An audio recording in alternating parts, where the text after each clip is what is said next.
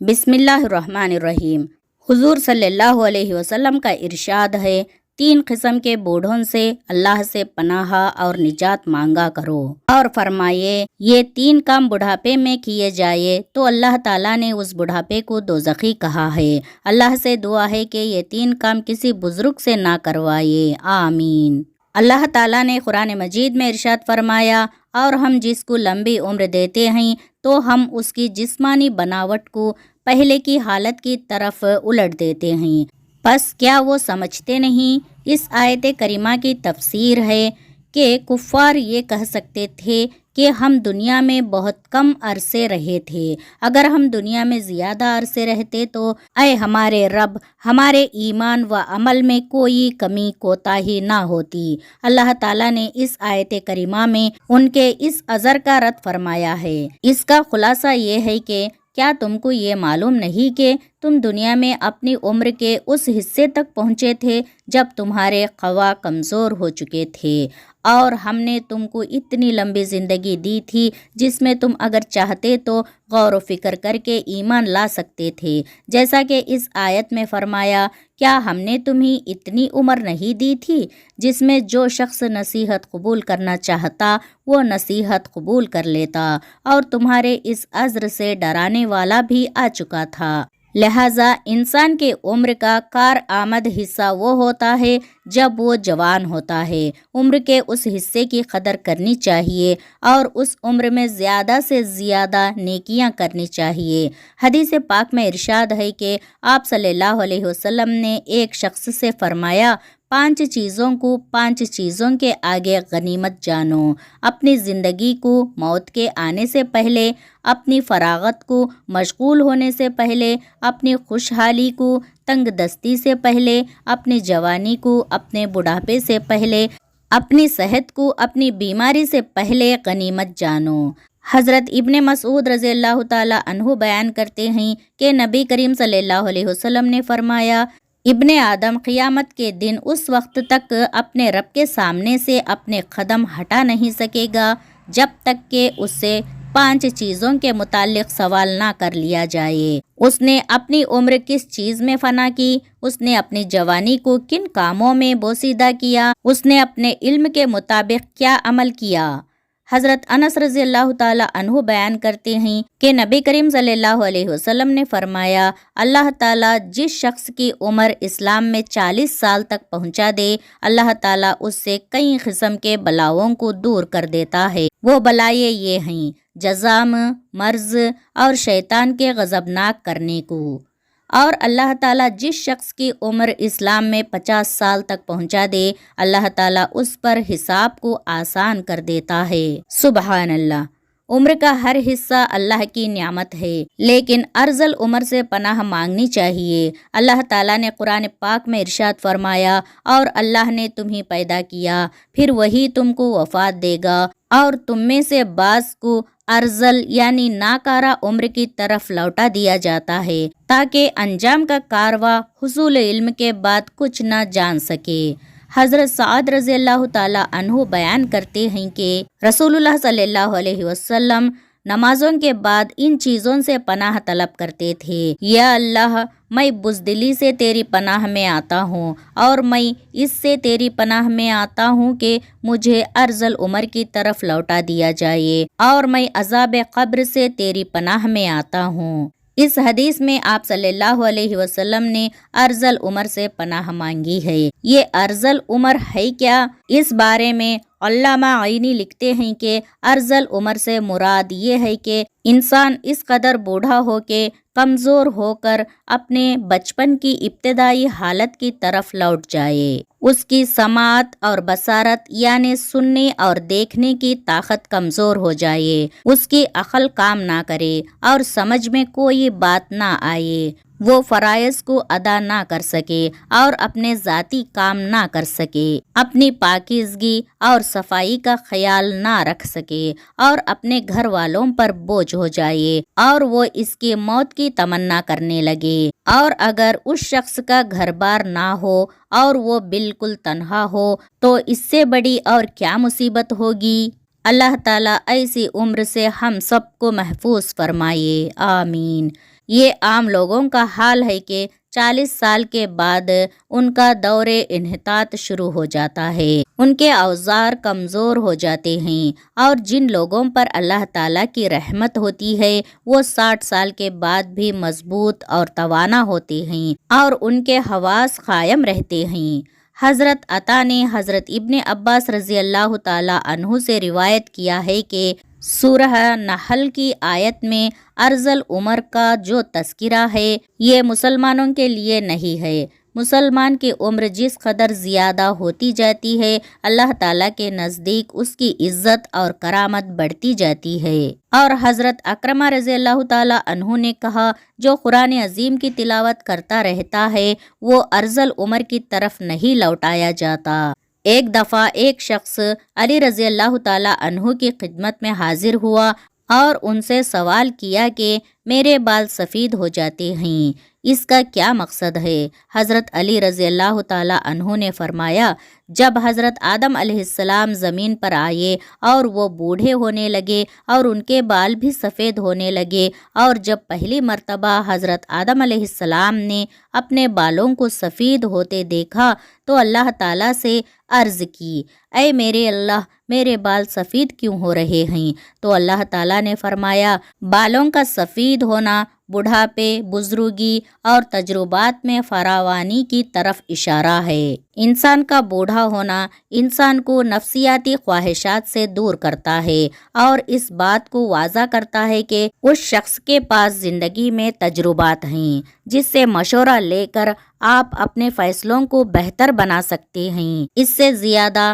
بوڑھوں کے مشورے اللہ تعالیٰ زیادہ پسند کرتا ہے، یعنی کہ بوڑھوں کے پاس جو تجربات ہوتے ہیں وہ اچھا مشورہ دیتے ہیں اور اللہ تعالیٰ بھی ان مشوروں کو پسند فرماتا ہے۔ اسی طرح بالوں کے احکامات کے حوالے سے آپ کو یہ بھی بتاتے ہیں کہ سفید بالوں کو اکھاڑنا چاہیے یا نہیں، یا پھر بالوں کو رنگ کرنا چاہیے یا نہیں۔ عمر بن شعیب رضی اللہ تعالیٰ عنہ سے روایت ہے کہ حضور اکرم صلی اللہ علیہ وسلم نے فرمایا سفید بالوں کو نہ اکھاڑو کیونکہ بڑھاپا بالوں کا سفید ہونا مسلمانوں کے لیے نور ہے۔ جو شخص حالت اسلام میں بڑھاپے کی طرف قدم بڑھاتا ہے جب کسی مسلمان کا ایک بال سفید ہوتا ہے تو اس کی وجہ سے اللہ پاک اس کا ایک گناہ مٹا دیتا ہے اور اس کی ایک نیکی لکھ دیتا ہے اور اس کا ایک درجہ بلند کر دیتا ہے۔ اسی طرح یہ حدیث مختلف کتابوں میں بیان کی گئی ہے۔ اب وہ دوسری بات کرتے ہیں کہ سفید بالوں کو رنگنا چاہیے یا نہیں۔ بالوں کو رنگنا خضاب کہلاتا ہے۔ رسول اکرم صلی اللہ علیہ وسلم نے سفید بالوں کو رنگنے کا حکم دیا ہے۔ حضرت ابو ہریرہ رضی اللہ تعالیٰ عنہ روایت فرماتے ہیں کہ رسول اکرم صلی اللہ علیہ وسلم نے فرمایا بڑھاپا بالوں کی سفیدی کو خضاب کے ذریعے بدل ڈالو اور خضاب نہ لگانے میں یہودیوں کی مشابہت نہ کرو۔ اسی طرح ایک دوسری روایت میں ہے کہ آپ صلی اللہ علیہ وسلم نے فرمایا یہودی اور نصرانی یعنی کہ عیسائی خضاب نہیں لگاتے، لہٰذا تم ان کے خلاف کرو، یعنی کہ تم خضاب لگاؤ۔ اسی طرح ایک اور جگہ بیان کیا گیا ہے کہ مہندی کا خضاب لگانا یا مہندی میں کوئی چیز ملا کر سفید بالوں کو رنگ کرنا بھی جائز ہے، زرد خضاب لگانا بھی ٹھیک ہے۔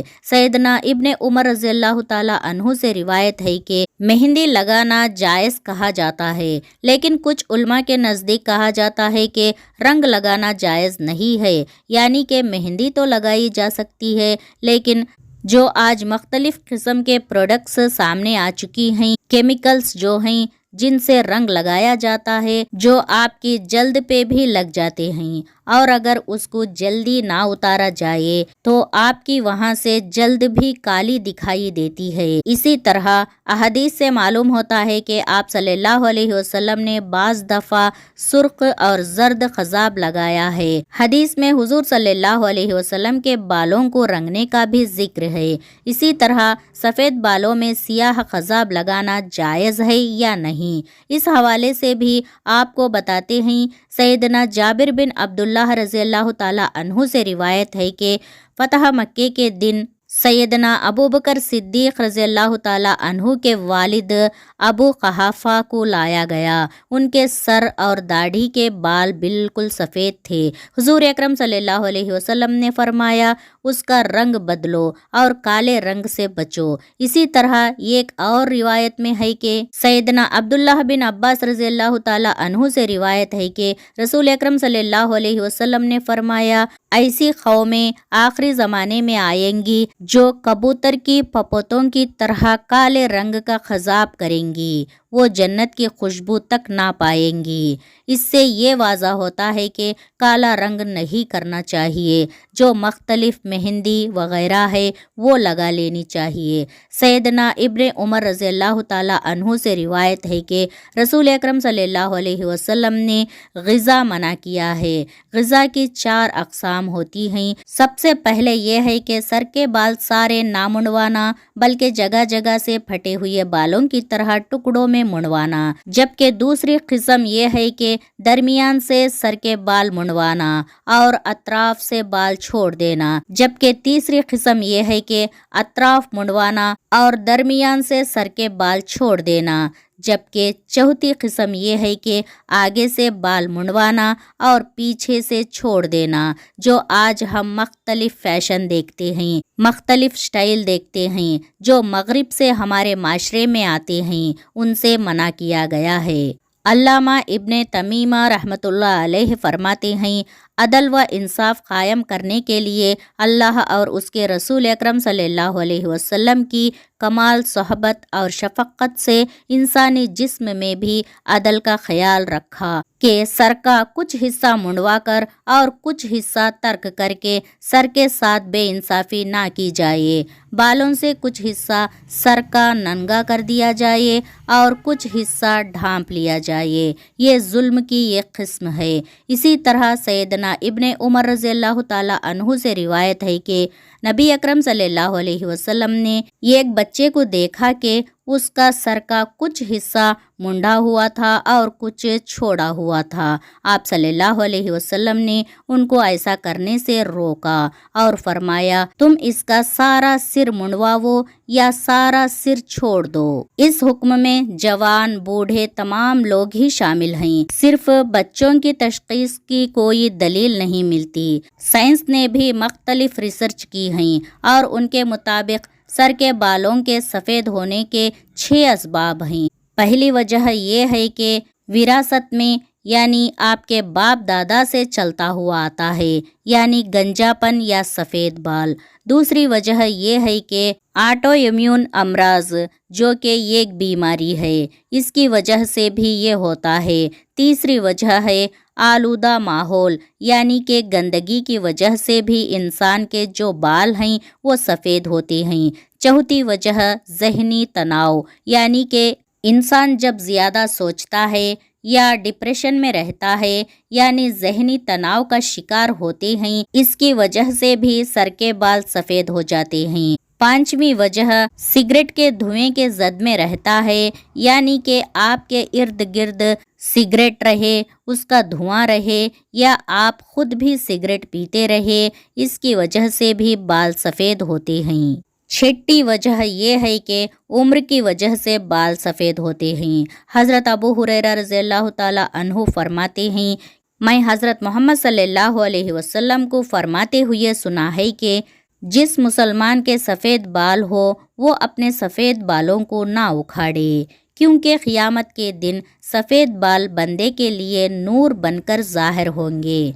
सफ़ेद बालों के बदले अल्लाह ताला जितनी तादाद में सफ़ेद बाल होंगे, सफ़ेद बाल के हिसाब से उस बंदे की नेकियों में इजाफ़ा कर देगा और एक एक बाल के बदले उसके गुनाहों को मिटा दिया जाएगा। यहया बिन सईद से मरवी है कि मैंने सईद बिन मसीब को ये फरमाते हुए सुना है कि हज़रत इब्राहीम अलैहिस्सलाम दुनिया में सबसे पहले फ़र्द हैं जिसने अपने मूँछों को काट दिया, और आप अलैहिस्सलाम जब बूढ़ापे को पहुँचे तो आप अलैहिस्सलाम के बाल सफ़ेद हो गए। तो आप अलैहिस्सलाम ने अल्लाह ताला से पूछा है, ऐ मेरे मालिक ये क्या माजरा है? अल्लाह ताला ने आप अलैहिस्सलाम को जवाब दिया है, ऐ मेरे दोस्त یہ میری رحمت ہے۔ بالوں کے سفید ہونے سے انسان کی شان و شوکت، عزت و وقار بڑھ جاتا ہے اور تمام برے کاموں سے بچنے کی علامت ہے۔ حضرت ابراہیم علیہ السلام نے عرض کیا، اے میرے مولا، یہ تو تیری بڑی شان ہے، اے اللہ میرے وقار کو بلند فرما۔ آپ صلی اللہ علیہ وسلم کا فرمان عالی شان ہے کہ جو مسلمان بوڑھا ہو گیا تو اس کا بڑھاپا اس کے لیے قیامت کے دن نور بن کر ابھرے گا۔ ایک بندے نے نبی اکرم صلی اللہ علیہ وسلم سے عرض کی، اے اللہ کے نبی، لوگ سفید بالوں کو اکھاڑ دیتے ہیں۔ اس کا جواب سن کر آپ صلی اللہ علیہ وسلم نے فرمایا کہ جو بندہ اپنے سفید بالوں کو اکھاڑتا ہے تو اس نے قیامت کے دن اپنے نور کو ختم کر دیا ہے۔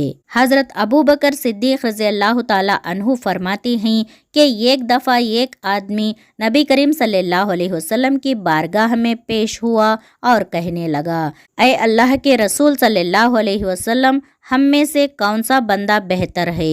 آپ صلی اللہ علیہ وسلم نے فرمایا کہ جو بندہ بڑھاپے میں پہنچ گیا اور اس کی نیکیاں بہت زیادہ ہیں وہ سب سے بہتر ہے۔ اس نے پھر دریافت کیا کہ یا رسول اللہ صلی اللہ علیہ وسلم، سب سے برا شخص کون ہے؟ آپ صلی اللہ علیہ وسلم نے فرمایا کہ جو بڑھاپے میں گیا اور اس کے گناہ زیادہ ہو۔ حضرت انس ابن مالک رضی اللہ تعالی عنہ سے روایت ہے کہ رسول اللہ صلی اللہ علیہ وسلم نے فرمایا کہ بچہ جب تک بالغ نہیں ہوتا اس کے نیک عمل اس کے والد یا والدین کے حساب میں لکھے جاتے ہیں، اور جو کوئی برا عمل کرے تو وہ نہ اس کے حساب میں لکھا جاتا ہے نہ والدین کے۔ پھر جب وہ بالغ ہو جاتا ہے تو قلم اس کے لیے جاری ہو جاتا ہے اور دو فرشتے جو اس کے ساتھ رہنے والے ہیں ان کو حکم دے دیا جاتا ہے کہ اس کی حفاظت کرے۔ جب حالت اسلام میں 40 سال کی عمر کو پہنچ جاتا ہے تو اللہ تعالیٰ اس کو 3 قسم کی بیماریوں، جنون، جذام اور برس سے محفوظ کر دیتے ہیں۔ جب 50 سال کی عمر کو پہنچتا ہے تو اللہ تعالیٰ اس کا حساب ہلکا کر دیتے ہیں۔ جب 60 سال کو پہنچتا ہے تو اللہ تعالیٰ اس کو اپنی طرف رجوع کی توفیق دے دیتے ہیں۔ جب 70 سال کو پہنچتا ہے تو سب آسمان والے اس سے محبت کرنے لگتے ہیں، اور جب 80 سال کو پہنچتا ہے تو اللہ تعالیٰ اس کی نیکیوں کو لکھتے ہیں اور گناہوں کو معاف فرما دیتے ہیں۔ پھر جب 90 سال کی عمر ہو جاتی ہے تو اللہ تعالیٰ اس کے سب اگلے پچھلے گناہ معاف فرما دیتے ہیں اور اس کو اپنے گھر والوں کے معاملے میں شفاعت کرنے کا حق دیتے ہیں اور اس کی شفاعت قبول فرماتے ہیں، اور اس کا لقب امین اللہ اور اسیر اللہ فی الارض یعنی زمین میں اللہ کا قیدی ہو جاتا ہے، کیونکہ اس عمر میں پہنچ کر عموماً انسان کی قوت ختم ہو جاتی ہے، کسی چیز میں لذت نہیں رہتی، قیدی کی طرح عمر گزارتا ہے، اور جب ارذل عمر کو پہنچ جاتا ہے تو اس کے تمام وہ نیک عمل نامہ اعمال میں برابر لکھے جاتے ہیں، اور اپنی صحت و قوت کے زمانے میں کیا کرتا تھا، اور اگر اس سے کوئی گناہ ہو جاتا ہے تو وہ لکھا نہیں جاتا۔ اللہ تعالیٰ سے دعا ہے کہ ان احادیث میں حضور اقدس صلی اللہ علیہ وسلم نے جن جن چیزوں سے اللہ کی پناہ مانگی ہے، اللہ پاک ہمیں ان سے محفوظ رکھے، آمین یا رب العالمین۔